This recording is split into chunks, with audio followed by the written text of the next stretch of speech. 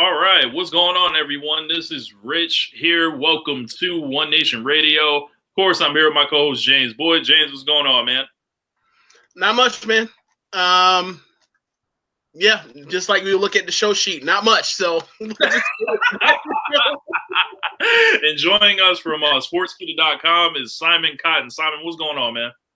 How's everybody doing, man? I'm doing all right. Chilling, man. Just looking at you, superstar, blowing up. Well, I've been on Twitter for a few years. It's about time it happened at least once. Yeah. I remember one time I got hot in them streets, and it was when the Randy Orton and Bray Wyatt, when they found out that Bray Wyatt was out here with JoJo, right? And then the rumors of Randy Orton and JoJo previously, and I was like, oh, so maybe that's why that was about more than the WWE Championship at WrestleMania 33, and then put the Weebay face like and that shit took the fuck off, like. But yeah, man, we got a lot to get into today. No, we don't.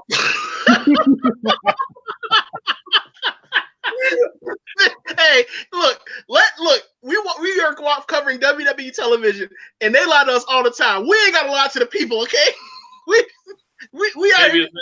It's rubbing off on us, But yeah, man. So first things first, as I was alluding to, Simon did have an excellent week on Twitter, and it was for one reason, essentially.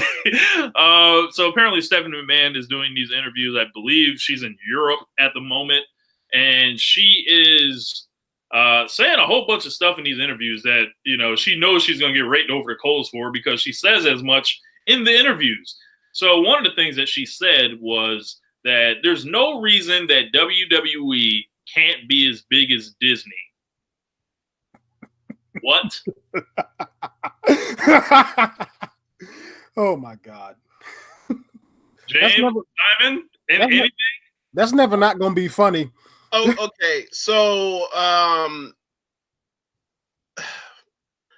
to say there's no good reason, that's absurd. Like, there are plenty of reasons why you can't, and I'm not even accounting for their creative decisions. Flat out, regardless of how much we love professional wrestling, there's a bit of a cap to what they can achieve compared to movies, television, animation, merchandising. It's so far beyond what WWE is capable as even. Nah, it's just not like, they actually have, this thing called Disneyland, Disney World, and theme parks. Like, it's just not a possible thing. Like, they have so many. If you were to say, like, who are the most recognizable people as far as celebrity or as far or symbolic or whatever else, or merchandising or trademarking for WWE, you can think of on a what do you call it? Household name level. There's maybe a dozen. And then you think of what it compares to what Disney owns between just Marvel alone, the Marvel the superhero movies, and then you throw in Mickey Mouse, Goofy, Star Wars. Now they have dozens and dozens of things that are household names that are just like iconic in the zeitgeist. It's not possible. It's something that's like maybe 1,000 years from now, if there's, if we're still around, if we haven't, if we're not underwater or whatever else, but as of now, or in her lifetime, no. Simon, so I just want to let you tell them your response to that tweet. I believe what was it, WWE officially you replied to, or was that Pro Wrestling Sheet? No, it was Pro Wrestling Sheet. And okay. It's funny, shout out to Ryan Satin, even though I never clicked on the link. It was like, I just reacted to the headline because I couldn't bring myself to read that. He said, "Why Stephanie McMahon says there's no reason why WWE can't become bigger than Disney," and I responded with the following: Disney gave us Infinity War, y'all gave us Crown Jewel. Look the fuck off. And it's at almost 500 likes and almost 100 retweets. So people really agree with me on that one. And let me just. But that was just from some comedy stuff. So let me break it down from like logistics. WWE's net worth, even with the stock decline over the past month, I think brings the company value to about $3 billion, which is a lot of money. The Walt Disney Company's worth is $110 billion. So let's take it to just one aspect of Disney. No, that's perfect. Let's do it in layman's terms, right? What you just described is the WWE is worth about what a flagship North American major pro sports team's worth the Cowboys or the Yankees or the Lakers or the Dodgers, something like that along those lines. Disney is worth the whole fucking NFL, basically. I was going to break it down just a little bit further than that. Between basically in the fall and spring of this year, not the fall and spring, the spring and summer of this year, Disney released Black Panther and the Avengers, which in total grossed over $3 billion.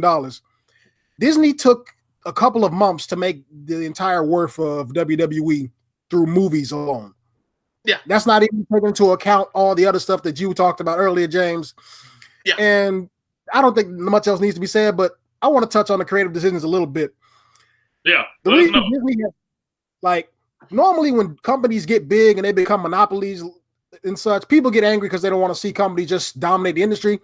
But you don't really hear people get too mad about Disney because generally they're still entertaining. They're still giving a lot of people what they want to see. The only property that they're really disappointing, and that's really an opinion, according to a lot of people, is like with Star Wars. Yeah, and that's nerd talk because people love those new Star Wars movies. Exactly. That's what I'm saying. But that's the whole point. Like, that's the most flack they've caught, like, since their whole image changed years ago. Yeah. With WWE, there's issues just about every week from one show or the other. There's multiple superstars who are being who are underutilized, and just like all these perfectly good stories that they can like, let's put it this way. Disney will tell simple stories and they'll add something new that makes the story better, and they change it up a little bit. Let's take a simple story that still irritates me to this day. Triple H versus Seth Rollins. That's the standard babyface versus authority figure storyline.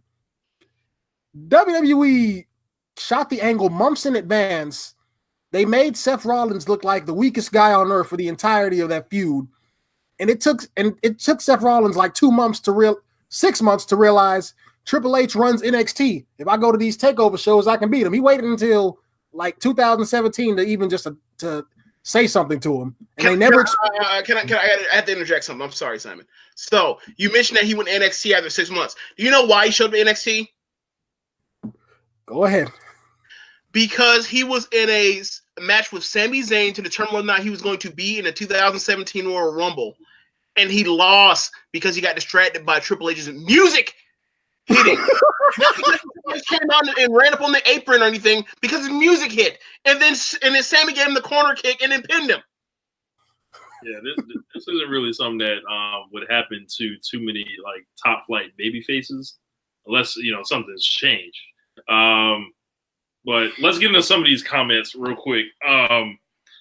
So Joe Saba was like, if they take the women's title off Becky Lynch before WrestleMania, it would be one of the biggest mistakes in history.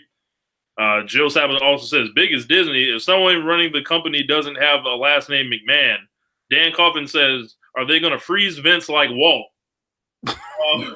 Wow. Sergio Parra says, dream big, Steph. Howard in all caps says, WWE can't be as big as Legoland. Joe Saba says, will there be a WWE theme park? Call it McMahon Land. Got a Hall of Fame yet. Yeah, there's no Hall of Fame. Dan also said, Lucas sold the Star Wars alone to Disney for $4 billion. Yeah.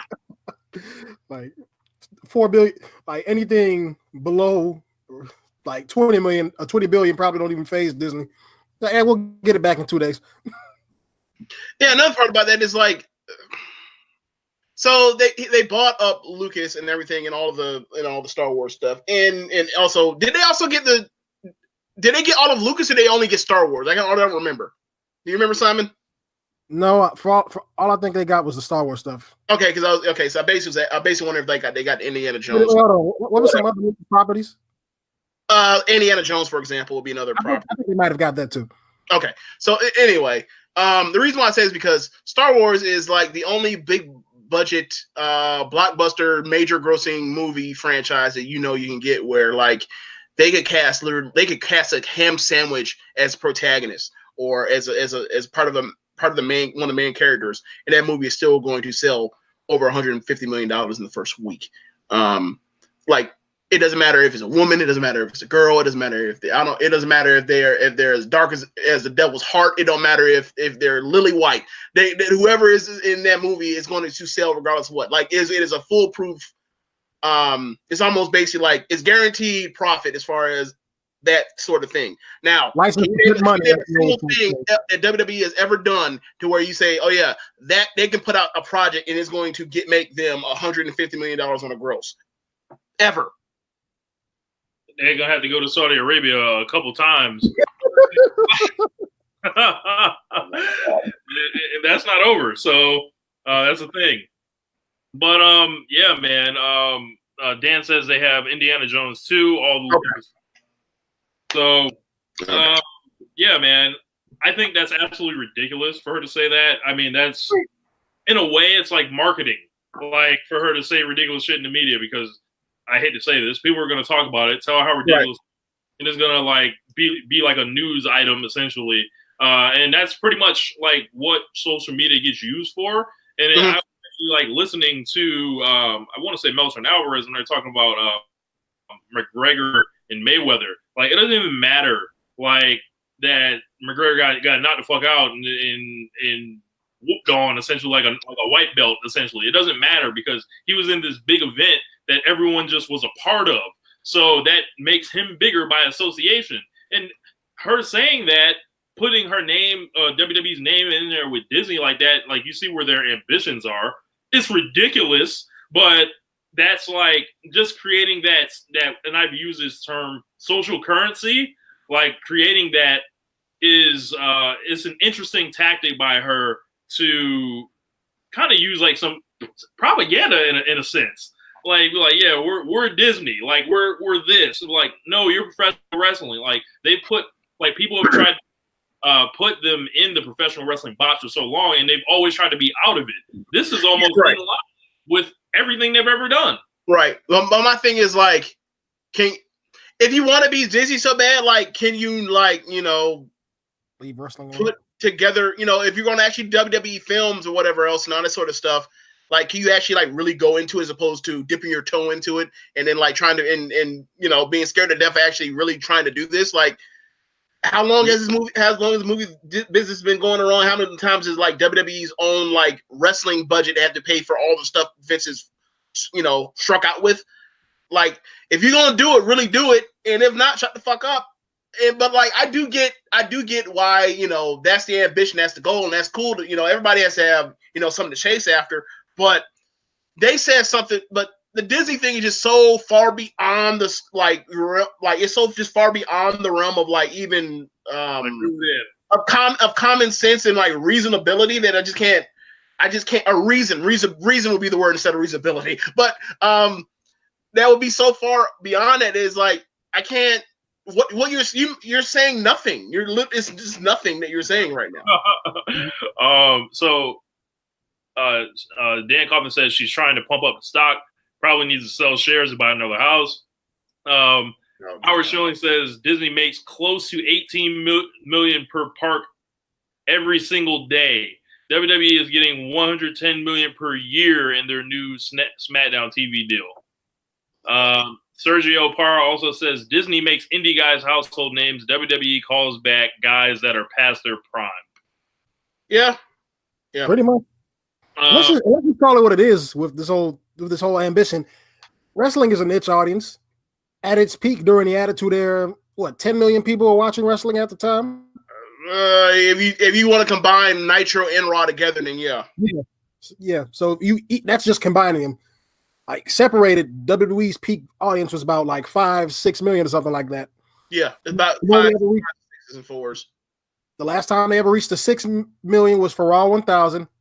And the last big episode was Raw 25, which got 4 million. Like the numbers ain't going up with time.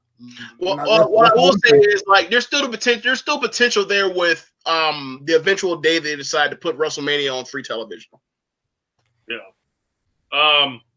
Yeah, but moving on, we've got something else to talk about. Shane McMahon is back in storylines in WWE and showing his face and getting booed by the fans of Manchester. And just looking at it, I had this terrible thought that Shane McMahon and everything with his comeback was leading towards Daniel Bryan at some point. And I'm just gonna be like, really, bro? What do you guys like make of that that thought? And what do you see like his role at Survivor Series being? Because I'm looking at Shane. I'm tired of seeing him. Tired of seeing those punches. I'm tired of seeing him in Survivor Series matches representing SmackDown when obviously SmackDown has so many great wrestlers. You can literally just pick a guy and it'll be a better idea. You're not getting me to believe that Daniel Bryan thought in The Miz or thought Shane McMahon was their best option. When you look at available talent on, the SmackDown roster, this is it just feels like McMahonism. It always has and it always will be. So. Well, I've heard people say something along the lines of when it comes to McMahon's over the last 20 or so years that like they only know one story, and the story is this isn't a wrestling show. This is a wrestling show, or this is a soap opera about a wrestling show, and there's an evil force at play to over the top of everything, and that's the McMahons in some form or fashion, whether it's Vince or his offspring or his wife, and they're the force of evil, and it's for the hero to overcome and topple and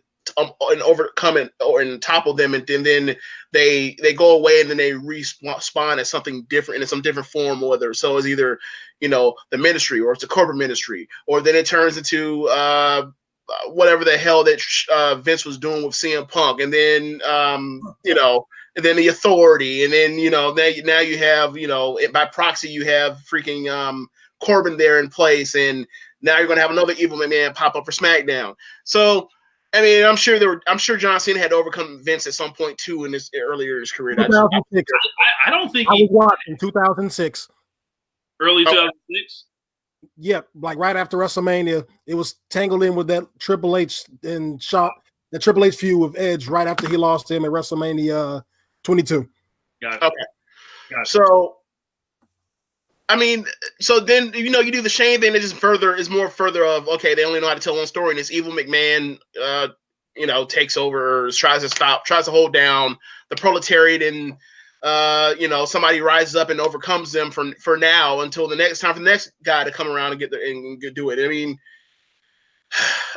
so it would be fitting that that's the only story. It seems that that's the only major story they really know how to do as far as for their top of the card. But Shane just isn't as good at this as Stephanie or Hunter or Vince. And that's part of the reason why SmackDown is a better show. Like, obviously they have the advantage of the, no overrun and no extra hour, but it was also like you have no evil McMahon in the way to fuck things up and to piss you off for no reason, and then like pretend to be a bad booker and them being a bad booker, and they excuse it as, oh, well, he's evil. So that's of course he's a bad booker because he's evil. Like, no, like when you book bad, you're just bad at booking. Like, it's okay. It's fine. One thing McMahon would do as a GM was commissioner interject himself into matches, and he's only done that twice a year. And so it bothers you, but it's not as big of a deal as with Stephanie McMahon and Triple H. Basically emasculating these wrestlers and making them feel like nothing every other day of the week except WrestleMania, where they take an L. Or the nonsense that Corbin was doing before when Roman was still around, where he's doing everything that he thinks Stephanie wants by saying that he is not going to let Dolph Ziggler get a title shot against Roman Reigns because he needs to protect his the main or one special match at Super Showdown or Super Showdown or Crown Jewel, whichever one that was. It was Crown Jewel. Even though, like, you spent the previous weeks literally trying to get all the Shield, trying to keep them out the arena, try to keep them fighting, and no one wants them as champions. You saying that the week before, like, even that suffers because, like, the booking is stupid and nonsensical, and you pick stuff up and you drop it and you move on from there, and it's like, can we just get just one? Not one, I'm sorry. Can we just focus on trying to tell consistent stories that have a beginning, middle, and end, and then, or beginning, middle, and transition into something else, as opposed to, it's almost like they fly by the seat of their pants. Beginning, middle, or they don't care. Like, so I got a couple comments. So I got Howard Schilling says they can't even get the soap opera part right though. Lucha Underground does a better job with the soap opera aspect on a 10th of the budget. Sergio Parra says, correct me if I'm wrong, but Shane was in all 3 Raw versus SmackDown Survivor Series matches, and he was eliminated in all 3. You are correct, sir. Wait, they've only done 16, 17, and this year will be 18. So this year will be the 3rd one. Yes. In 16, he was eliminated via concussion. In 2017, he was eliminated because Triple H betrayed him. Yeah, never led to a fucking I guess we're never going to get a payoff. Why is it that every single time we talk about Survivor Series of Triple H, like on this show, we always have to talk about how this man shot an angle with 3 different people on that same night in the main event of that show? Man, foreshadowing. We've got one payoff. I feel like I feel like I have talked about this like almost at least every other week for like the last 6 weeks. Yeah, it's a good one. It's a good bit. But yeah, man, I'm not trying to see. I just feel like SmackDown is looking at the matchups on paper, right? It feels like they're going to win the Universal title match, the women's title match, yep, and the Intercontinental match. Yep. So in theory, SmackDown will have to beat them at everything else that isn't quote unquote important. They'd have to win the men's match. They'd have to win the women's match. They'd have to win the tag match. There's one more, right? Well, there's always a factor. There's always a factor of, okay, you have people looming over a bunch of these matches. For example, Charlotte is looming over the women's champion versus champion match. But, given where we think they're going at WrestleMania 35, there is reason to believe that Charlotte could come out and not only just to come out and screw Becky, but there is potential for her to, screw Ronda, and then it leads to Survivor or leads to WrestleMania or whatever else, and starts that and put it on in back of people's minds. There's also Dean Ambrose, who is looming over whatever match Seth Rollins is going to have, because that's where we are now. We have Randy Orton. He looms over whatever happens with Rey Mysterio or whoever else he decides to victimize come Survivor Series on the SmackDown side. Somebody screwed. Right. There's there's 3 people in particular that seem like they're clearly going to come out here and screw somebody. I hope that's not the case. That makes for a terrible show when you have 3 fuck finishes. But we'll see. I don't know. Real quick about this Shane McMahon thing. Yeah. If that ends up happening at like WrestleMania with him and Daniel Bryan? What a horrible way to round out a comeback here. Oh my God. Well, it's already terrible. He started with Shane and he ends with Shane. I don't know how you get much worse. And watch him call it long-term storytelling. Watch. Somebody said it in the Social Suplex group. A year later, they're fighting. The battle to determine the fate of SmackDown Live. What's up? Said that somebody in the Social Suplex said it perfectly. The battle to determine the fate of SmackDown Live. Oh my gosh, bro. So I'm sorry. Go ahead. Sorry. I'll be so sad. It'll just further prove that, like, hey, Brian, you should have left. Like, you should have left. I guess I don't want to tell a man how to live his life, how to get his money, but I know you ain't creatively fulfilled. That's for damn sure. Yeah. Okay, so I have some thoughts on this, and I think I discussed this with y'all on the when we were talking about this on the Social Suplex thread. Okay, so I think what's more realistic is not that Shane is the this guy that's going to be doing a bunch of fights, because obviously you can hear his promos and tell that dude shouldn't be wrestling to begin with, right? But I think what we're most likely going to see is Shane is in the Vince Stephanie authority slot, and then he has a handpicked chosen person, and it turns into being the Miz, and it's going to be the worst version of what everybody thought they wanted with Miz being champion. And it's going to be their okie doke to where it turns out to be unsuccessful, and Miz is not made the better for it, and then they're going to be like, well, we gave you what you wanted. You nerds kept screaming about you want a Miz champion. Then it turned into and then they're going to pretend like they don't know the difference between Miz is champion on his own, being a heel and being awesome and being an asshole, and Miz being a geek with a belt that was given to him. All this work the Miz done went into making himself and getting himself over.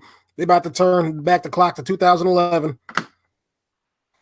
I would be really disappointed if they did that. And the Miz of 2016 and the early parts of 17, like, obviously I've said this before, Jinder Mahal was wearing the Miz's world title the whole time. But if they turn him into just the chicken shit corporate champion, that would be disheartening and totally expected from how these people do their creative. And I feel like that same reaction, James. Like, yeah, this is just what y'all wanted, completely ignoring what we actually wanted. Right. Yep. It's like, oh, the crowd is screaming for this, but like we have plans. So like we have our plans that involve nepotism and cronyism. So therefore, let's compromise by turning into some shit that actually is in fact nothing that either one of them want.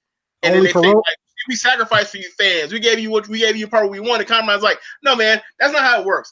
You guys people write this show, and then we are the people that watch the show, and then we either like it or we don't, and then it's supposed to be back and forth where you acknowledge what we want and like, and then you change it in accordance to what you try to come up with creatively, as opposed to you push it out, we shit on it, and then you say that we're ungrateful. I can hear Road Dogg typing away right now. Yeah, that's the same thing. With the perfect example is, and I said this on like, it's gonna be Road Dogg or somebody else come out here and be like, and be on basically like and embarrass themselves, and it becomes forever a line that sticks out forever in history. Was of the the last one was that's not the story you were told. It's like, well, sir, you kind of put Becky on SmackDown to win a bunch of matches. Charlotte was gone. Charlotte came back. Charlotte won one match. Charlotte got in the same title shot for one match, as opposed to all the matches that Becky won to get to this point. This is basically John Cena versus Rey Mysterio on that one episode of Monday Night Raw, except they didn't drop it. Oh, yes. Yep, that was exactly what that was. Yep. Rey wins the title, and he loses it at the end of the show. Defending on short notice. Like, we give John Cena a title shot right now. It was to another former champion that already lost all his opportunities again, but you kept giving it to him. You're right. It's a longer form. It's a longer form version of that same story. Except there was no returning CM Punk, obviously. Howard Schilling says, "Shut the hell up, James. Don't you speak that shit into existence." Oh man, I think that's kind of a perfect segue into the next thing I want to talk about. And James, you told me about this before the show went, with Bruce Prichard saying essentially Vince McMahon really doesn't give a fuck about the fans, which like that doesn't come as a shock or anything, but just to hear Prichard talk about it, like, well, I think you can probably check the archives around the time the WWE Network came out. I think advised on the fear of the network model, because if it's so cheap and it's already paid for, there's no incentive for them to really work hard as far as like creatively. Yeah, like the thing that bothers me is like I don't think like there are these dozens of people that are backstage and creative that are writing stuff and working their ass off on these shows are literally just resting their laurels. They don't give a fuck.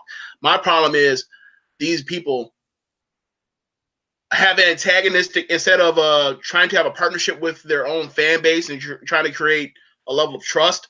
They're antagonistic, and also I believe that like there's just no goodwill.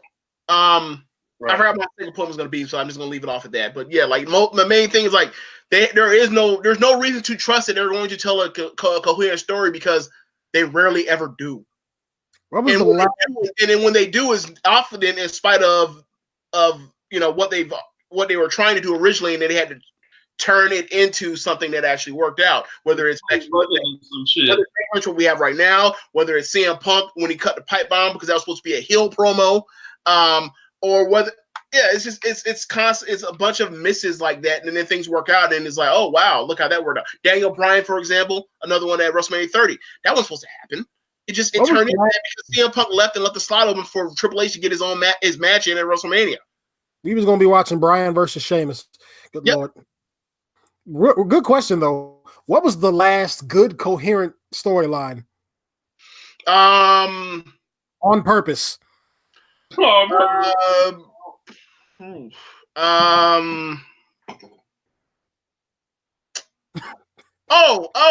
Seth and Dean. Seth and Dean in 2017. Yeah, I can see that. That's one that comes to mind because it was so well done, and like I had nitpicks about it. I would have liked them to have actually like gotten to the point where they did the fist bump like after their match, like they were still going to it, and there was still some unease, but like they actually like completely made up on the go home show. But whatever, like it still was a fine success. They had great matches, and it saved Seth Rollins' baby face run because it was just like he was just a guy. Boy, what a complete 180. This company got Daniel Bryan versus The Miz handed to them on a silver platter this year and took no advantage of it and decided to, in the meantime, make Daniel Bryan fight Big Cass, reform Team Hell No, and then once the feud was going, to team their wives, bring their wives into it and make it a reality TV feud. That's the definition of we gave y'all what y'all wanted, right? That's not even it. And then they decided to finish it off by having Daniel Bryan beat that dude in like 3 minutes in Australia. What a roll up. Yeah. Not like an emphatic victory, none of that. So, yeah. In fact, Miz gives him his finisher, and then he just like, all right, whatever. I'm like, he's the one getting squashed, and then he wins with a roll up. I'll never know. I will never know. Yeah, so bad. If you want to talk, so Nakamura handed to him this year. Oh yeah, okay. So if you want to talk about creatively fulfilling,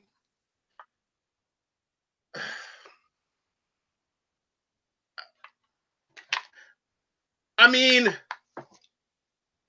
no, I can't. I mean, I don't know. How do y'all feel about the fact that so because of what we know about Crown Jewel and how Daniel Bryan decided he didn't want to do the show, right? Oh yeah, that thing. How do you feel? Do you feel like we should include that AJ Joe match to the match, the 3 previous pay-per-view matches between Joe and AJ in their feud? Do you actually count that as a part of the whole overall narrative and story arc, or do you feel like that's some tacked on shit at the end? Okay, I will say that it was not some tacked on shit because do you remember how Jeff Hardy got into the Best in the World tournament? Because Joe was too hurt because of his leg. That was a work. Right, I know it was a work. Yes, and that was I really think that Daniel Bryan asked them not to book him in Saudi Arabia. So at the end of the day, do you think he was on standby? So do you think he was on standby similar to how Strowman was on standby going into WrestleMania 34? No, I think this was designed. Like, I think that Samoa Joe, like, they had the idea and they were trying to figure out if they were going to go to the show or not. So, yeah, there is an element of him being on standby, right? But I feel like he was always the option at some point because he was like, all right, if we're going, we have the idea, you will do it on TV, then we'll slot Joe in at the last minute. Okay. Move, we don't change it, and then we bring Joe in after. You know, same deal. I was losing either way. But for me, this was Daniel Bryan asking not to go to Saudi Arabia and them not booking him to go to Saudi Arabia. Okay. For me. You know, anybody else, how do you feel about that? I mean, I didn't feel one way or the other about it. I mean, I see, like, obviously it's like, well, they've wrestled 4 pay-per-views in a row. Like, of course it should be considered part of it. And then another part is like, well, like the story was over after Super Showdown. Like he beat him with his move. Or sorry, he hurt his leg in the match and he beat him with his move, and that was the end of it. Like AJ, you know, like Joe won the match by disqualification. Joe won the second match, really won the second match, but then like the ref missed it because we have to have fuck finishes in every AJ style counter match. And then we had the final match of the decisive one, and that was the best match. Like I kind of felt like, to me, I felt like that was the end of it, and then like this was tagged on. To me, this was almost like, like we talked about how much I always hated 96, 97 Stone Cold Steve Austin, because he would not leave Brett the fuck alone. Even when he got beat, he would come back. Like he would not, like you spraying with Ray and he would still come back and fuck with Brett. And it made me the original I'm not finished with you. It was similar. It was a similar situation where I imagine myself, I was younger. If I was like, 15 years younger and I'm watching this, or actually 20 years younger, probably I'm watching like 15, but I was 15 years younger or 15 years younger. I'd be like, dude, he just beat this dude. He's done. Enough. Don't do it over. It's a wrap. Move on with your life. He beat, like, what? Honestly, like, at this point, he's just beat him to sleep. Yeah. So, with that, like, I just think it was a combination of they don't want to put the Miz in that spot because they don't want to do Miz versus AJ Styles because they might do that later on, or they just weren't, they have no plan to do that. And they were like, all right, it's real easy for them to get someone out of a match. Like, I don't think it's that complicated. Right. And, like, honestly, you think of what's left. I mean, there's still Miz. There's still Ray in a face versus face feud, but I think that needs to be further down because you just did the AJ and Bryan thing, and you also did AJ and Nakamura for WrestleMania. I can see that for the Royal Rumble. You think that's going to be Royal Rumble? Might as well. I thought that like, yeah, okay. So this is what I see for AJ going into WrestleMania, because I seriously think he's going to hold the belt for that long, right? So like I didn't count it up, like that's like 516 days something if he gets to WrestleMania. Yeah. But for me, like my thought was, okay, so over that time frame, who's he have to wrestle? Okay, so he still has Randy Orton, he still has Rey Mysterio, and he still has Miz. And maybe there's still some legs in the Daniel Bryan thing, but like, I think that can only be facilitated if somebody turns heel. So it's hard to go back to that. Yeah. Yeah. So that's the only way you can do it. Like, because obviously they only had the one match, or whatever. But somebody has to turn heel in order to do it, right? It may depending on how it goes or whatever else. And given what it looks like with Ray and how well he's doing right now, if they do in fact do Ray versus AJ, somebody might have to, they might have to facilitate AJ turning heel. Like he might have to cheat his way out of a victory or whatever. But I wonder what order is going to come in. Like I would love to know like what their plans for him at WrestleMania is, and also or if they even have the plans for it in place. He's the second guy, he's not the top guy, so they it's not in stone. Champion, But like, who are you guys most like to see him wrestle at Royal Rumble in like a big deal match? My answer last year was Randy Orton, and right. I think that's probably still my answer this year. Because that takes Randy Orton out of the Royal Rumble, so we don't have to worry about him being the champion, or having a WrestleMania match as the champion, unless he's defending it, which means he's probably losing it to somebody, which is like fine. Other than Orton, who the fuck? Like AJ Styles, like he's on that Bret Hart. I beat your little yes man. I beat your Samoan. I beat your Japanese strong style man. I beat your Canadians, and I beat your Indian guy. They about to bring. They gonna bring in. I mean, bring in a part-time. I'm telling you. I mean, there's always the idea that Seth could win, you know, because obviously we know that they're eventually in October, SmackDown is going to become like de facto their A show, right?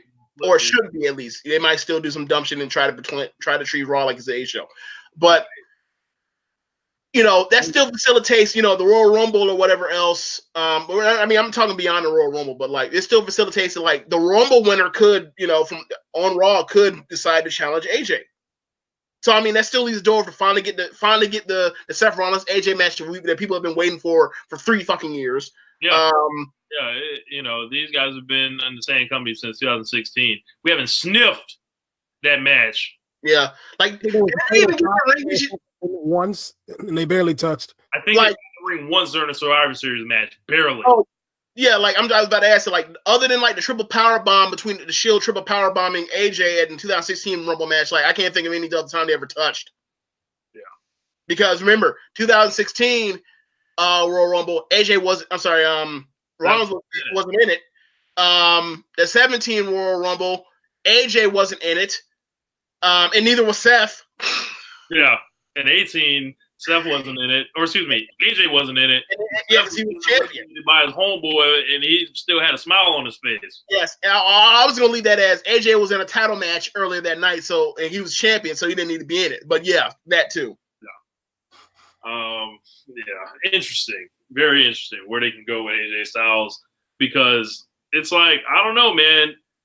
It's not the most exciting title reign in the world, but I don't know. Like, and with the Shane injection, I feel like it's a matter of time before either Shane McMahon is the champion or he has a proxy. Yeah. Like straight up and down, you compare this to CM Punk's championship reign, which is gonna last about in the same time. It's looking. It's like it was much more interesting, and CM Punk in some ways had a lot less to work with because he had already wrestled half the people who were big stars by that time. Mm-hmm. Yeah, but like there weren't like constant fuck finishes in all of his matches. There were like he got to wrestle Daniel Bryan on pay-per-view and actually twice. But 3 times. There was a triple threat match with Kane 3 times. Kane. Yeah. It's just how do I say this? I look at the work in the ring and I'm like, okay, like AJ's a better wrestler than CM Punk. It's not even close. But absolutely. But then you see like the finishes and the booking of the matches, like, well, of course this is how we feel about his reign. And also like you think about it, like that reign was great promos the whole time. Yeah.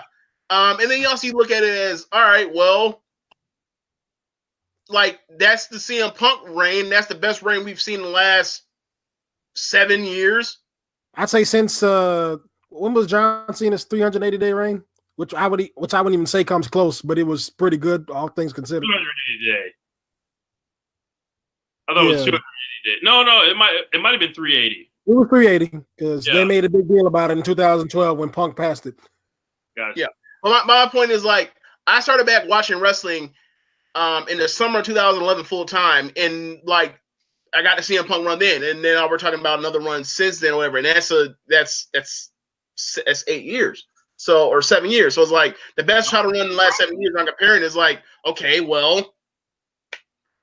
Yeah. And also, to be fair, like you think of his first title run, AJ's, like his first title run was the second best title run of this time. So it's like we're also not only are we judging against CM Punk, we're also judging against AJ's previous work. Yeah. 2016 AJ Styles was the greatest first year I've ever seen for a wrestler, just from an overall package. Yep. Brock Lesnar eats the heart out. He just got it from a booking standpoint. AJ Styles had even his promos towards the end just got better. It wasn't even just a year. It was his first 15 months. Yeah, 15 months that went on. Like it went from 33. Like that emptied the gun against Shane, and then And then they were like, yeah, let's start like booking him terribly. Like that's exactly when it started. Like when they started doing the US title run and they started doing weird, wacky finishes with Kevin Owens. And remember we thought like, okay, so we're swapping out Kevin Owens for Miz or whatever. And obviously, Kevin Owens is a better talent than Miz, but we have booking getting in the way of this stuff and is messing things up. And so we had a lackluster. That was like the first feud. That was like we thought that feud was going to be an all-time classic type of feud. Yep. It'd probably be a disappointment. Then we transitioned into the Shane and Kevin Owens thing, which sucked in Randy Orton at times and AJ at times, and that was a black hole of just like SmackDown was literally upside down that whole second half of the year because of the nonsense with Shane and also gender. So rumor that I've heard, I don't even want to say where it is from because I think they're less than reputable, but I see a lot of people picking this up as just a Twitter conversation. And if this were to happen, I just want to know what you guys would think of it because I feel like, this would be a literal bomb set off in the wrestling community. With Wrestlemania 35, obviously they are low on options. I don't know if they want. Oh, yeah. It's the most talented roster they've ever. Is one of the most talented roster years they've ever had, but they're low on options, huh? That's what you're trying to tell me. Yeah, because when they don't have their option, they're not even thinking about anything. I know. I just wanted to point out how stupid this is. This all is like, oh yeah, we have more talented wrestlers than we've ever had before, and like we're just in like because. So we're just going to book bad and then like make people look bad. Like, yeah, just exactly. So they've got. I heard this idea of The Rock coming back for WrestleMania 35. You know where I'm going with this, Simon. Everybody knows. Unfortunately, this match has been rumored for like the past 5 years. It ain't going to happen. Yeah. It's been rumored since like WrestleMania, since like getting into WrestleMania 30. This is Go ahead. Finish it. The Rock will come back and he will defeat Brock Lesnar for the WWE Universal Championship to have a rematch in Saudi Arabia for said belt where he will give it back to Brock Lesnar. Y'all, do they not realize The Rock is launching a TV show next year starting in January? He ain't got time for none of that. Man, Rock always got TV shows. And Baller's still on HBO, still going on. He got work for days, work for years. Yeah, he got his next 3 years scheduled right now. Yep. Yeah, man. I don't see the appeal. Just for how I see the appeal. I see the appeal. 2002, it was great, but these aren't those guys no more. And I don't know why The Rock wants to come get dumped on his head at this point when he makes all that money doing movies. The Rock has wrestled. I don't know if he loves wrestling that much. Like, The Rock loves wrestling, right? But I don't know. He wrestled 4 matches from 2011 to 2013, and in 2 of them he got hurt. And the first time wasn't too bad. He tore his quad, not tore his quad. What's the other leg in the muscle that's not too serious? Hamstring. He tore his hamstring. Yeah. And the next year at WrestleMania 29, dude had a freaking hernia or something serious like that. I think. Something ridiculous. So every other time he wrestles, he gets wasted and all that. Like, yeah, man. The Brock Lesnar Rock match, I don't know, man. That's Vince McMahon. That's some fantasy of his that he needs to just like, not put on the rest of us. I mean, you saw what happened when he had the chance to do Brock Lesnar Roman Reigns again.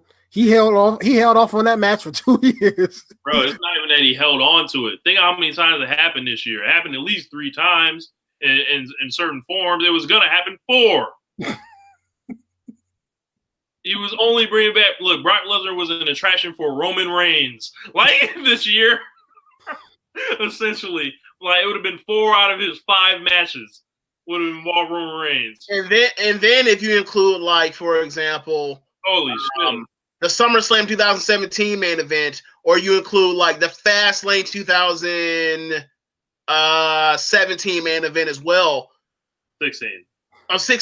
Then it's like, yeah, all this man has done since WrestleMania 31 is wrestle this dude in different forms of fashion, and all that man keeps doing is beating him over and over and over.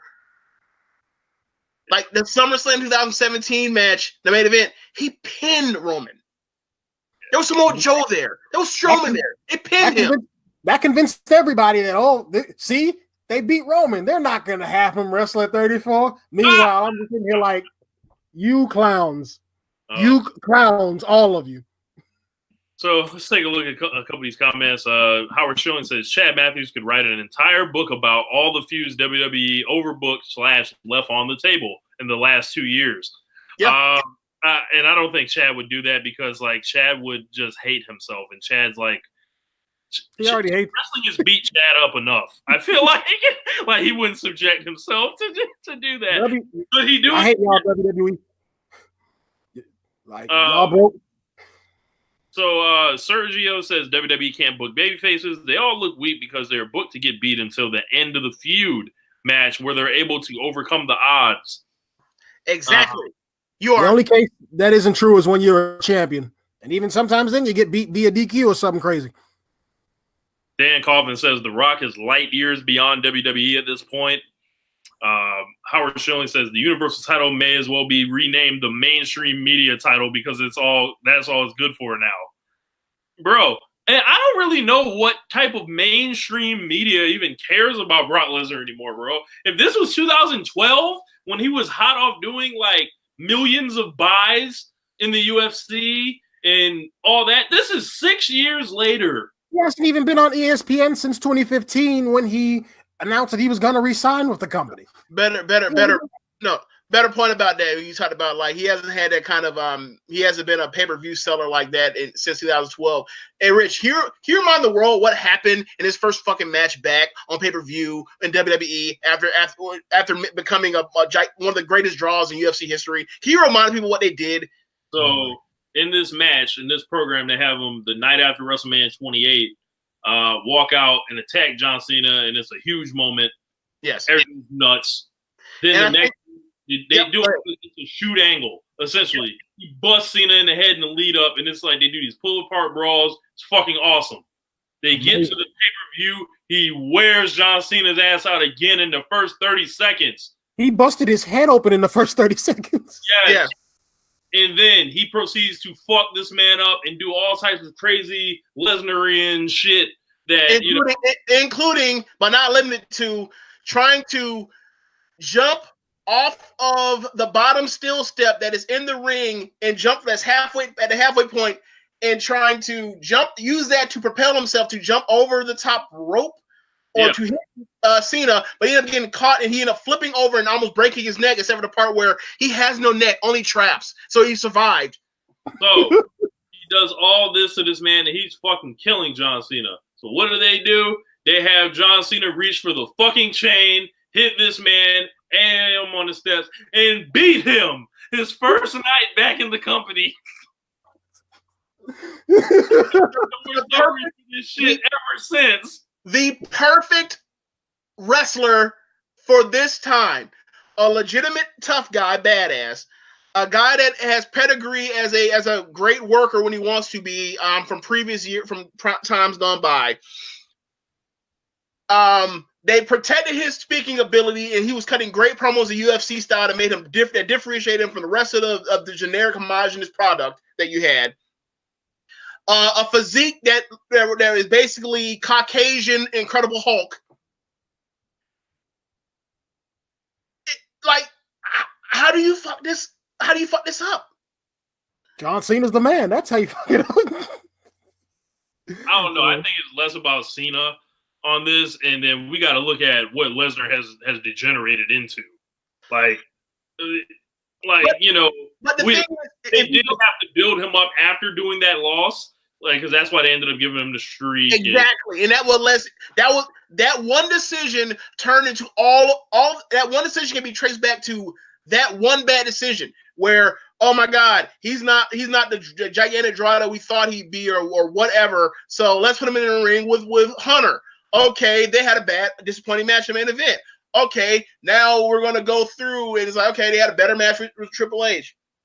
Has a classic with CM Punk at WrestleMania. I'm sorry, at SummerSlam 2013. Okay, so now it's time to get to WrestleMania. What are we gonna do? Oh, we'll have him break the streak. Like, even though he's like 30, he's in his mid to late 30s at that point in time.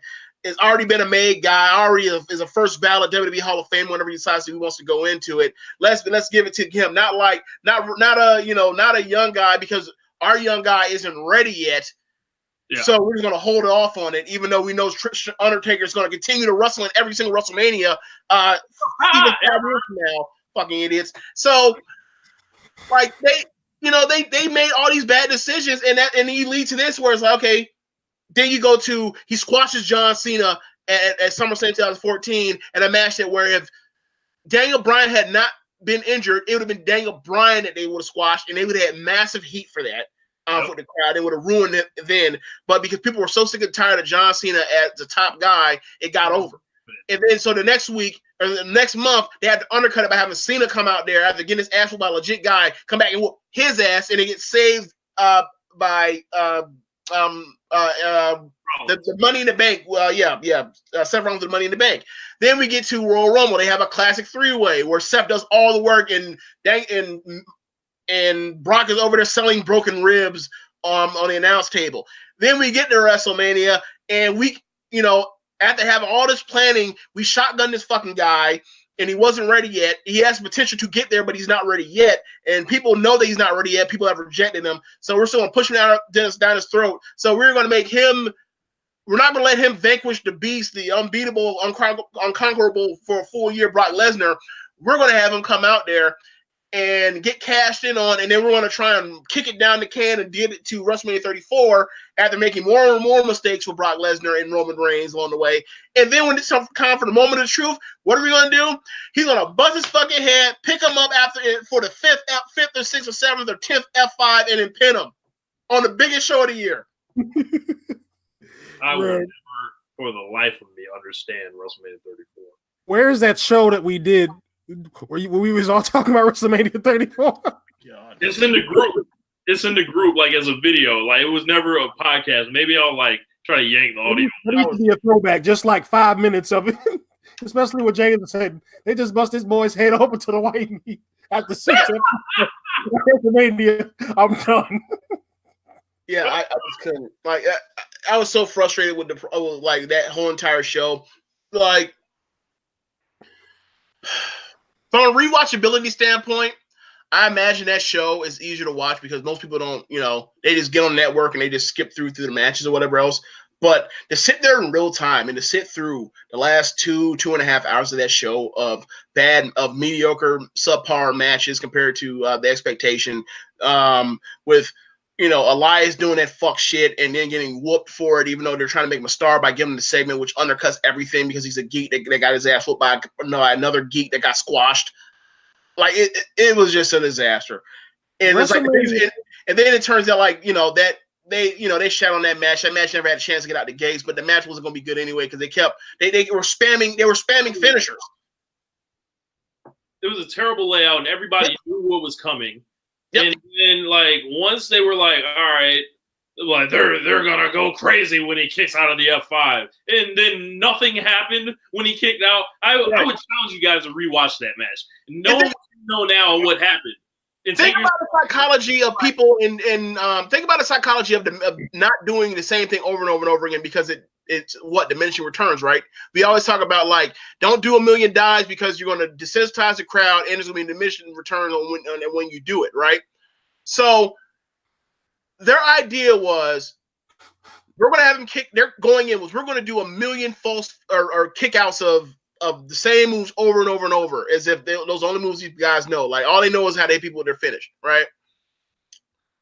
Let's say people weren't hip to the game of they protected, people know that their idea is Brock is getting all these dudes out of here in the last last 12 months with the same move, one F5, right? Let's say we didn't know that. That move was protected properly, because right? We noticed it from every match ending that way. Right. Well, let's do this. Let's say they protected the F5 since he came back in 2012, right? No one's ever kicked out for the last 5 years or 7 years, 5 years, whatever. That's what they would have had to do. Right, but right. But let's say they did. Okay, he kicks out of 1. Wow, that's a big deal. He might win this match. Then he kicks out of 2. Okay, then he kicks out of 3. Then 4 to 5. You have, even if you did it properly and did the proper work to protect this move, it will make the match less over because he keeps kicking out of a move that nobody that you have basically spammed to death. People that just saw it kicked out. Like the wonderment is gone of how incredible this move is when he keeps kicking out of it. And then they did the same thing at not Evolution, at Crown Jewel, and it's like, you didn't just learn this lesson on the biggest show of your year. And Crown Jewel it's funny because before it's like the complete opposite with Roman Reigns, because at WrestleMania 31, Lesnar gave Roman like 4 F5s, and then he just got the what's Seth Rollins' move, the curb stomp. Then he got pinned, and then at WrestleMania 34, he survived 6. Strowman already got taken out at No Mercy by 1, and then they ramped it up. Like 2017 was just so much better for Strowman, and he got beaten by 6 after giving a boot to the face. A single boot to the face. Howard Schilling says the impromptu video after WrestleMania 34 was better than the actual show. We're talking about this shit that we did. That's funny. I'm glad somebody found an entertainment out of our misery, because that show was just really. Do you remember how mad Josh was at birthday night? Yes, it was. Do you remember how mad Josh was at when it was turning red? Do you remember? Josh, you remember? Okay. Do you remember how mad Josh was? He got up and walked off, and like, I don't know if he threw like a fit. I don't know what exactly he did, but I remember he was like some type of motion, a gesture of anger when the end of the Nakamura AJ match was the end of it, and it was like that was the pinfall. And you're like, wait, that's it? Yep. He was so mad. And it's like, these guys are so talented, and you can go out and list all the stuff they've done in the past. Even in WWE, even just in 2016, they did so much great stuff, and then in the 17, people still had their moments, but this year was just like so. Like they have really like figured out a way to put a ceiling on what you can do as far as how the level of match you can have in WWE this year. It feels like they have created for no good reason whatsoever. They've created a ceiling that it's really hard to break through. Like, there are 3 matches to me that stand out as like, oh yeah, these 3 matches you could consider to be wrestled at the level of a great standout match that is rewatchable and stand the test of time. You have, you have the tag match at Hell in a Cell between Mick Ziggler and the Shield guys, and then you got what's it called? You have AJ. You have Becky versus Charlotte. Those 2 that come to mind. Like like a lot of people have spoke the gospel to me about Miz and Rollins from earlier in the year, like after WrestleMania. I can't remember what, I think it's Extreme Rules, something like that. Backlash. People have spoke the gospel of that to me. Those are the 3 that come to mind. Yeah, this year's been real dry, and we're gonna like explore that more in the One Nation Radio Awards, which I've been diligently updating the categories throughout the year. It's gonna be an interesting year because we've decided to like let NXT into the game a little bit more than we have, just to be able to reward some excellence somewhere, because this has not been the year. And I thought last year was bad. This year is arguably worse. Vince McMahon reviewed 2016 with a fine-tooth comb. We'll never like, do that shit.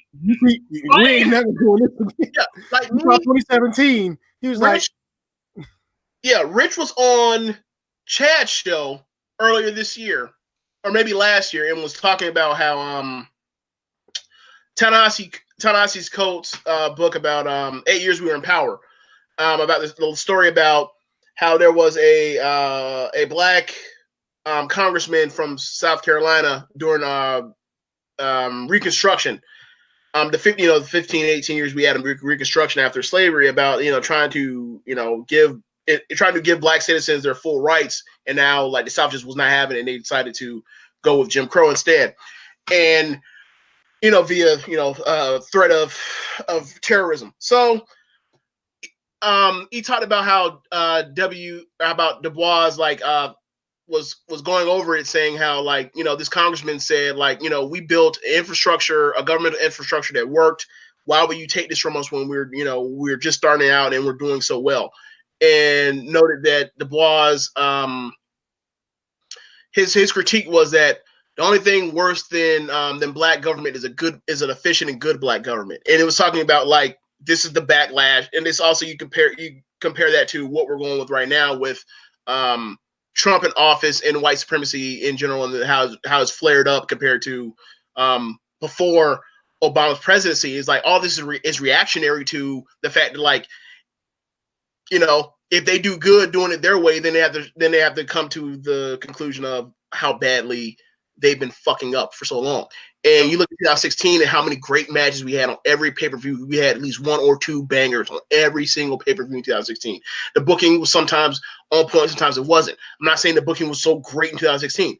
I'm saying they let people go out there and perform and show the best of what they can do in the ring on most nights. And that you got 2017, and then they pretty much said, unless it's some tag team wrestling, we're not letting it happen. I would like to this year. It's the same thing. Piece, James. So I'll read it now just so everyone knows what I'm talking about in more detail.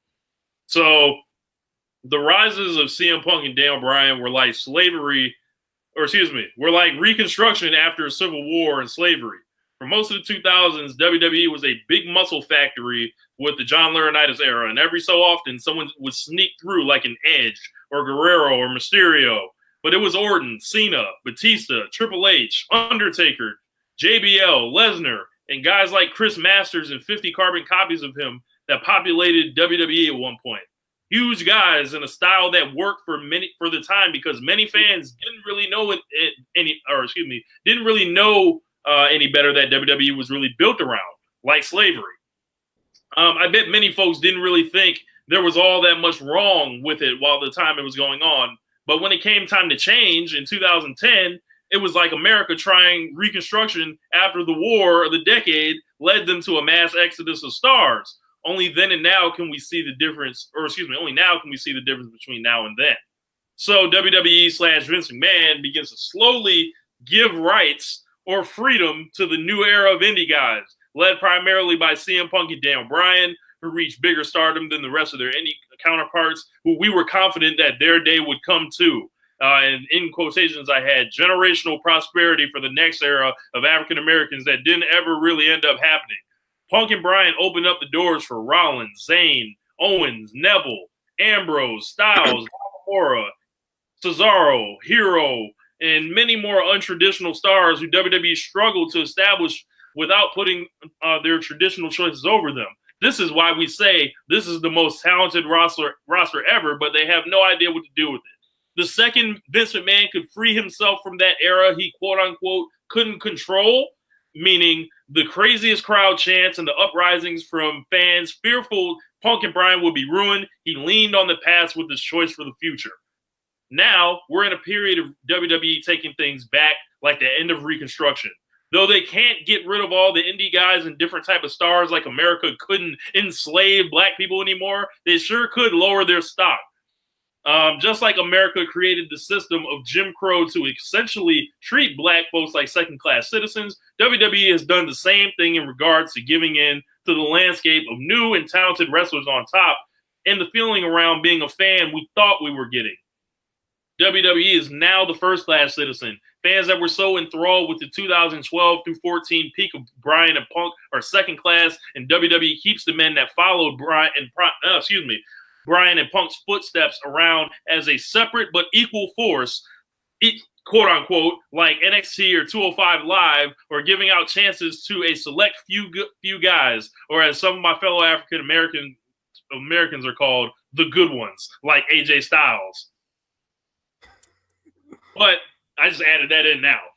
But Vince is completely turning away from organic stories, situations, and superstars that are being gifted to him by the audience in favor of preordained pushes and hand-chosen stars that fit in line with what Vince and WWE traditionally favors. They are so determined to regain control of the old times, they will suppress any unnatural uprising and chastise it with terms like it has no storytelling or psychology, like civil rights leaders were painted as un-American or unpatriotic. Once in a while, a unicorn like Braun Strowman will appear, but even then, he will be used up until he eventually becomes a chosen one long after the people want it. Was this not prophecy? Like, meanwhile, the once secret scene of the Indies has had the top torn off of it and are thriving in ways never thought possible with more eyes on it than ever, creating what would be the equal to innovative art, music, and culture in their matches and the way they're in touch with fans and what will actually influence the next generation.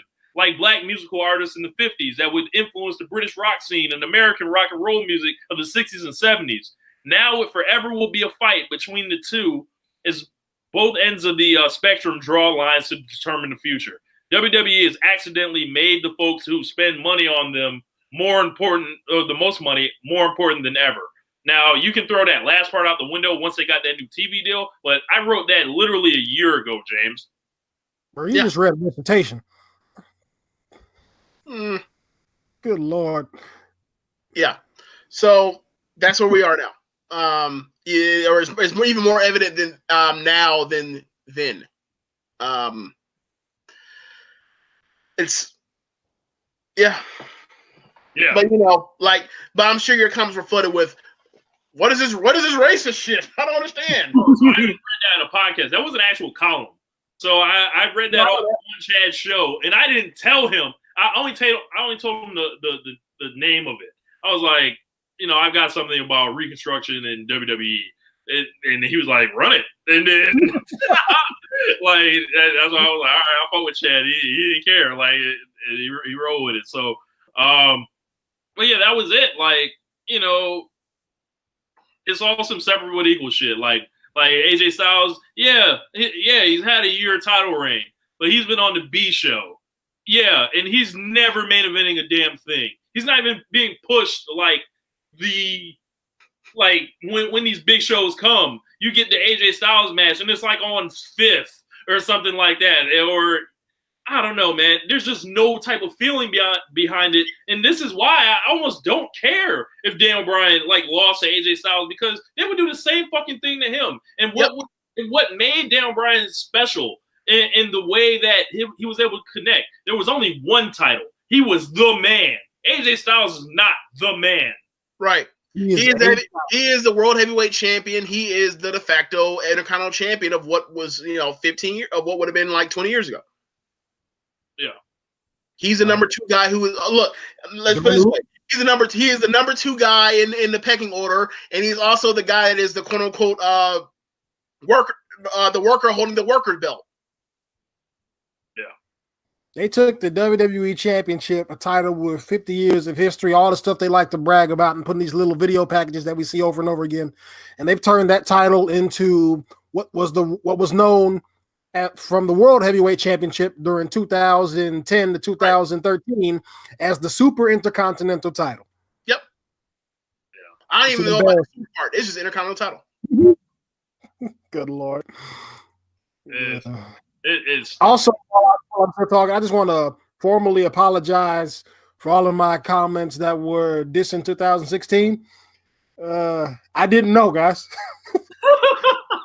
Just think about it. Every month they were coming up with fire. Our match of the year list, and all that. If you go back and listen to One Nation Radio Awards, from 2016, there was so much happiness. There was optimism. There was appreciation. There was all that, and there were an abundance of choices, and we had to have an elimination show. There were so many. We didn't do that last year, I don't think. I can't remember the last time I looked or whatever, right? But I think it's gotten higher ever since SummerSlam, because at one point before SummerSlam it was AJ Styles 2016, or no, it was before we got SummerSlam. It was it was Sami Zayn, who was like second in most 4-star matches on the main roster in 2016. He had more 4-star matches than the main roster had on paper or on pay-per-view matches, like up until from the first 8 months of the year. Like that's where we were, or 8 months and 2 weeks of the year. Like that's where we were with this year. Like Hell in a Cell was a really good ass pay-per-view, except they had a crazy, dumb, terrible fucking main event.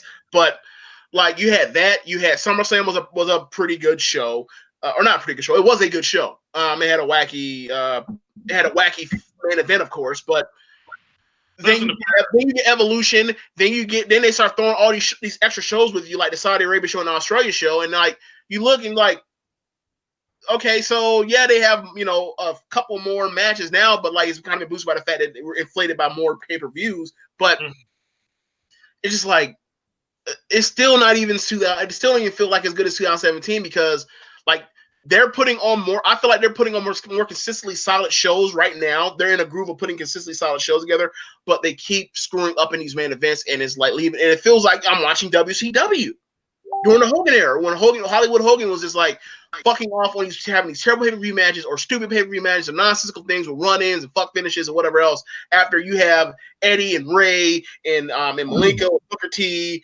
and whoever else and Benoit going nuts and having great matches or whatever else with other guys or Luger or Sting or Flair. But no matter what happens, you still got this guy on top. And it's going to be a match that, like, a boring match that's stale that you've seen before. And it's obviously not nearly as bad as the Hogan stuff because Hogan was out here having negative star matches and shit.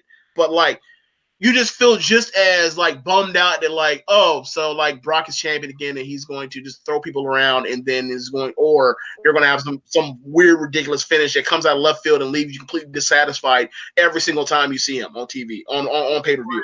The guys that you want to get behind, they're never going to have the chance to topple Brock.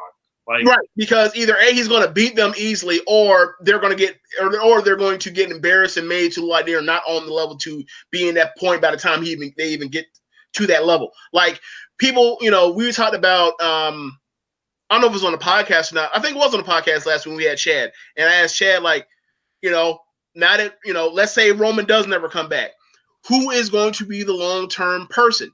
And me and you laughed when he said Seth because we knew his answer was with Seth. But you look at what they've done with Seth since he blew out his knee, or not even that, since he won that title at WrestleMania 31, and how they portrayed him. He is not the guy kayfabe wise make you even think that like he can perform like that, sure, but he has been portrayed as a number 2 guy, number 3 guy for so long that like I don't know if the crowd can. I mean, the crowd loves him, but I don't know if the crowd will buy him, or the bloom is, or I think it's just too far gone to do it the way it's unreasonable to expect it to work like that. And he's already kind of chosen. Like they've never they let him be the heel champion in 2015, but they never chose Seth Rollins. Right? Like remember he lost like He lost like 19 weeks in a row on TV as champion during that title run. People chose Dean Ambrose. Oh, go ahead. People chose Dean Ambrose when he was hot. We gave him Seth Rollins. And what were we talking about earlier today in the thread about like when the bloom was off the rose for me as far as like the Lesnar stuff. It was when he got his ass whooped in that no DQ or hardcore match at WrestleMania 32 where Lesnar ain't do shit except whoop the hell out of him. Yeah, and I feel like if it was gonna be Rollins, it would have been this year, like going into SummerSlam, and they didn't choose him after that. As hot as he was throughout the whole first half of the year, if they don't choose you after that, they're never going with you. Yep. They have no choice now because they have choices. Is done. They got choices. Like the thing is, they pretended that Roman's flaws were not actually flaws until he actually fixed these things because he had room for growth. But the thing was, they had screwed him up so badly that by the time some of his flaws actually became things that weren't flaws anymore, it was too late. It was too far gone. Like you compare, and I've said this for years. I've said this probably since like since SummerSlam 2015 with Roman, that like Roman is so far beyond in the ring what athletically and coordination wise what John Cena was. that's like, I can see why they chose him. He has the look, he has the height, he has a physique for it, and he can wrestle his ass off and do all that, and he's tough as hell. But he's not nearly the promo that Cena will be, and I don't know if he'll ever will be, because Cena's one of the all-time great talkers. So, but now we're at a point to where if he needs to cut a money promo, now in 2018, 2017, 2018, if he needs to go out there and cut a money promo, Roman can do it. You can't just be, you don't have to be like, oh, I don't know if Roman can pull off. No, he can pull off. We've seen him do it. The problem is we had 2 years of the crowd rejecting this dude, and they ain't ever coming back around him. So the only thing you're going to do to get this shit turned around is turn him heel. And you're refusing to do it, so this is what we're stuck with. We're stuck with basically like if Cena had never existed, if Randy Orton had been the guy for the past decade. Ooh. I wouldn't wish that on my worst enemy. Now, look, whatever. Both talented guys. I'm just saying, like, there's a ceiling on what you can do once you screw someone. Once the genie's out of the bottle and you screwed it up. Now, if you move forward and look at what we have now with Seth, it's like you had all the opportunities in the world. Like, one of the key moments people talk about with WCW screwing up and being bad bookers was Buff Bagwell. Rick Steiner accidentally broke Buff Bagwell's neck. He was a hot heel at the time, and he came back, or he started his comeback in the Georgia Dome. He's from Georgia, and they immediately had him come out there and sucker Scott Hall into him and sucker Rick Steiner into him and Scott Hall both beating him with chairs and playing it off, and he turned right back heel after being gone from a broken neck, a legitimate broken neck. Well, Seth Rollins was the champion for almost a whole year, or for most of a year, blows his knee out, comes back, gets a hero's welcome, does his documentary showing that like he's this great guy. He worked so hard to get back, and he was so modern great documentary. And he's also running a wrestling thing during his off time to try to work on the future generation of the business. And he's this great guy.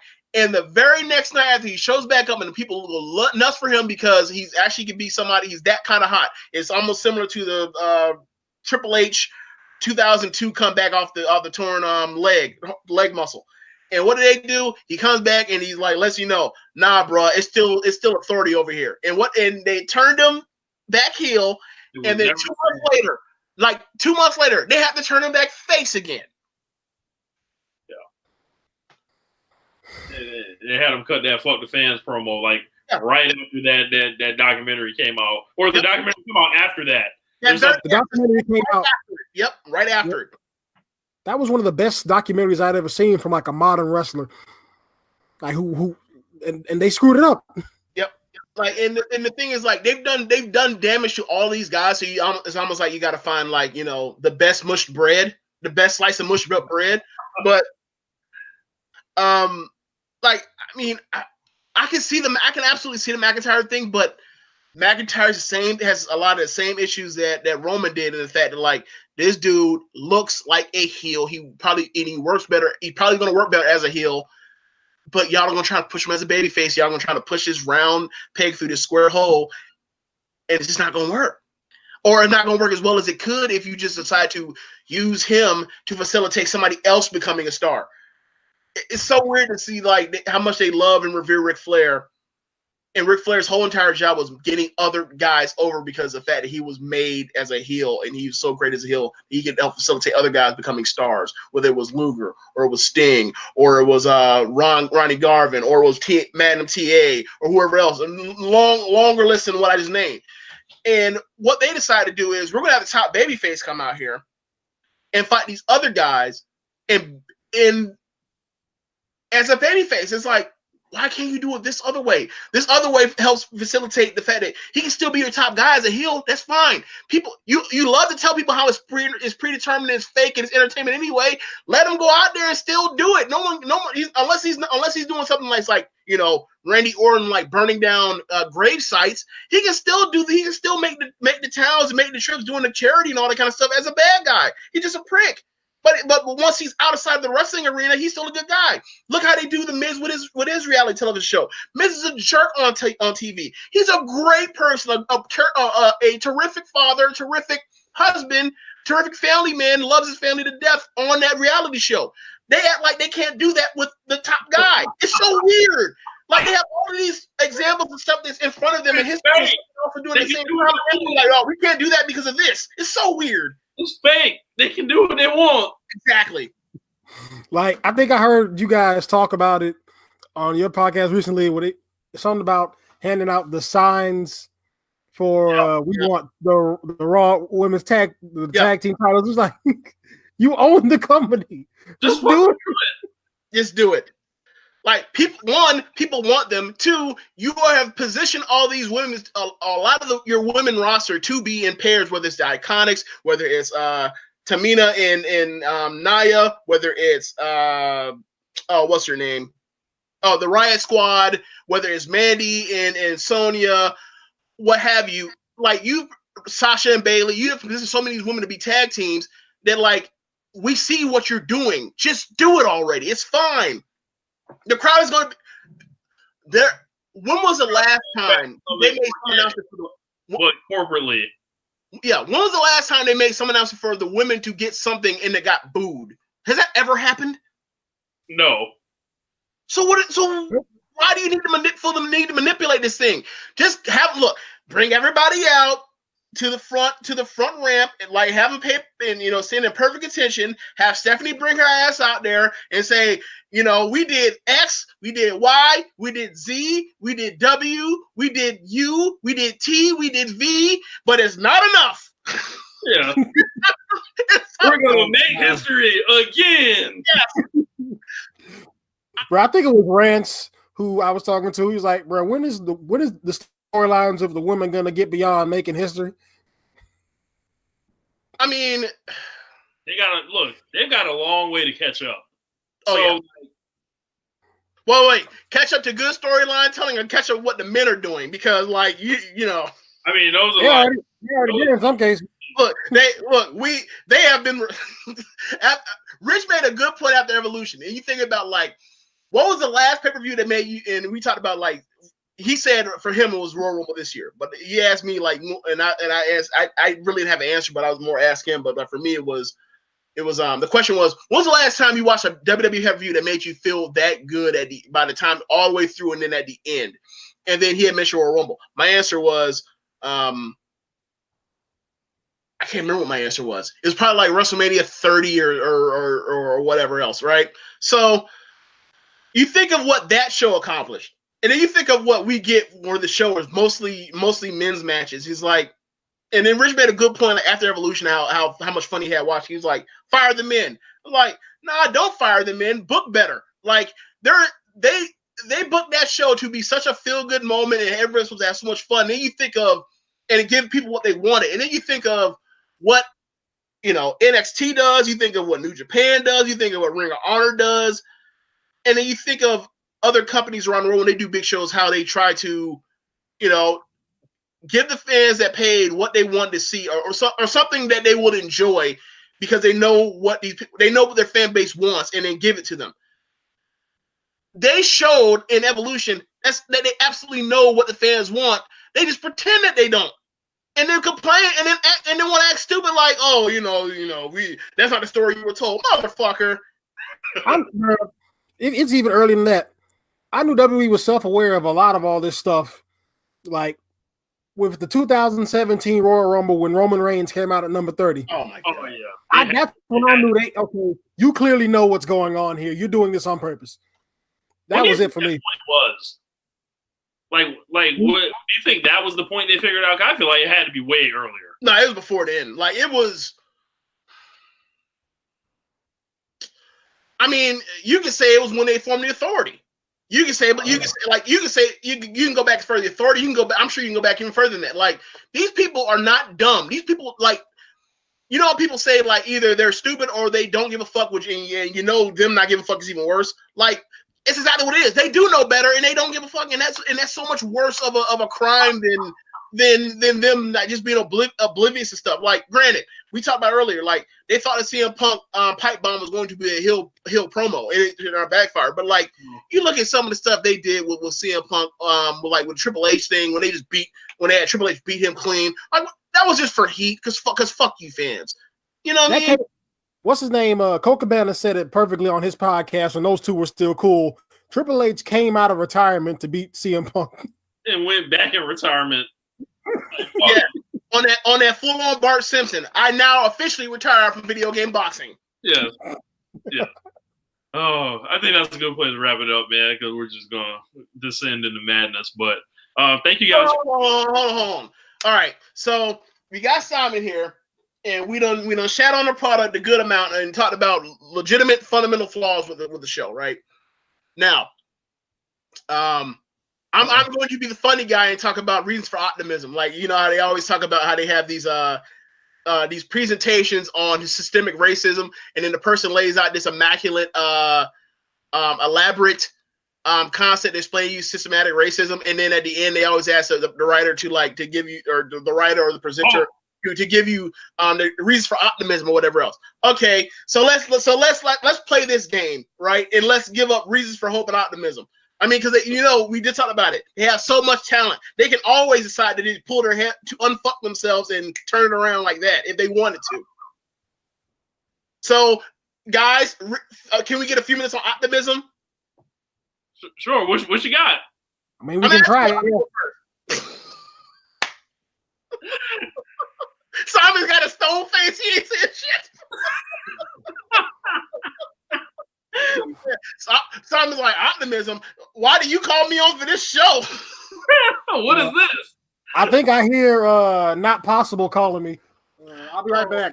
So Dan Coffin in the comments says Becky Lynch. Becky Lynch doesn't make me feel good when I watch, but I'm like, I'm on eggshells with Becky because it can end at any time. I feel like. Okay. So we talk about it. Okay, so I think that they're going to go with Becky until at least another month, right? Obviously, they could always pull the Charlotte cheats Becky. They do a double turn in some way, shape, or form because the crowd, it's way past due for that. Should have happened at SummerSlam, but they decided to, make Becky a heel.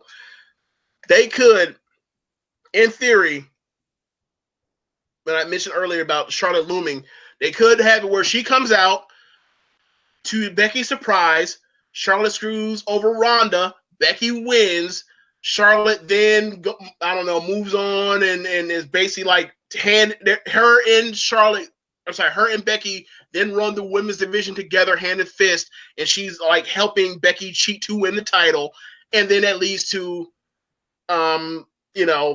women's WrestleMania, the women's Royal Rumble match. Charlotte wins. She challenges Ronda in some shape or form or fashion, or something that there's possibility that we can hold this belt onto Becky until there is somebody right for the job to take it over. Right now it ain't Charlotte because I feel like you press this too hard, you're going to do even more damage to Charlotte. And Charlotte, regardless of what people want to say about how they feel about her being overpushed, whatever, she's fucking awesome. I think we're staring at Becky versus Charlotte at TLC. Yeah, and the TLC match. I mean, that storyline you suggested would work if Charlotte doesn't get the main event with Ronda, because otherwise it's just Becky getting overlooked again in that regard. And I just want to say I've loved how Becky Lynch has played this feud with Rousey on social media. She's owned her at every turn, and a big point of her contention is, why is Ronda being put above her in these things? Why is she in front of her on the posters? Why is she all this? She's the A side, and like I've liked to joke on this thing, like Becky's the A side of this feud. And I can appreciate that with her deal. I just hope they don't have her doing chicken shit heel tactics, like she's gonna leave with the belt, and try to run from Ronda and all this stuff. Like, go in there and have them fight straight up. Yeah, it's an untitled match. That's gonna happen. Bring back the Lions Den for this match. Yeah, run it. When's the last? Did they do a Lions Den match since the Attitude Era? No. No. Thank God. Good reason. Yeah. Yeah, I definitely agree with you. But my take on the Becky's line of thought in regards to her beef with, or her back and forth with Ronda is more of her last promo that she cut that got aired, or not aired, but put on YouTube. She's like, look, you're a champion, and you're a champion because you have a belt. You're not a champion because you have faced adversity and overcame it. And you look at, in a weird way, like, right, I don't know how much of this is actually them or how much of this is Becky, because a lot of this stuff with Becky seems like she is, it feels like she is she is been given bullet points and then let her go out there old school style, as compared to everybody comes out there and recites lines, and that's what we get with promos. But their backstage stuff, when she said, like, effectively saying, like, you never faced real adversity. I'll show you real adversity. Real adversity is, not being, raised to be a test tube athlete. Like, real adversity and real perseverance and really striving to be the best is having people that are part of your support structure tell you that you shouldn't be doing this, and then you take your ass out of the country to go wrestle somewhere else, and you are living on your wrestling mat that you're learning how to wrestle on, sleeping at night to become this. And I think her dismount on that promo was like,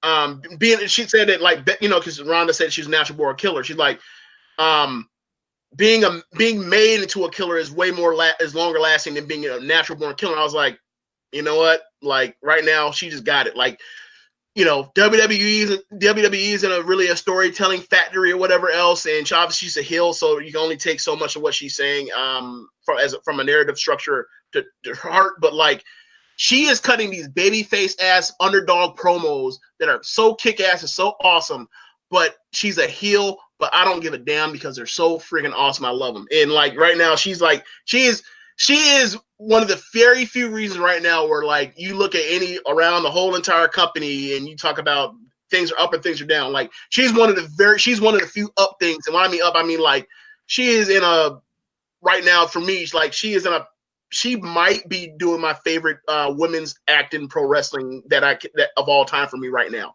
Like, I love it. Yeah, she's I think we hit on this. Like, she's in that rare moment that we hope we catch wrestlers in. Yep. And like, you can feel like she's just ascending right now. Like, I imagine, like, when people, follow, one of Dusty's chases or whatever else, like, you just feel like you just want to, like, it feels like, anything can happen, and I mean that in a great way. Like, there are no limits to what this art form can do when people are doing it right. And right now she's in a special zone. Yeah.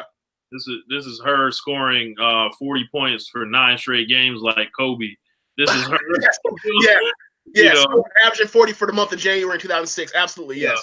Well, with all that being said, does that mean that you think that fans are gonna have a fit if she doesn't win?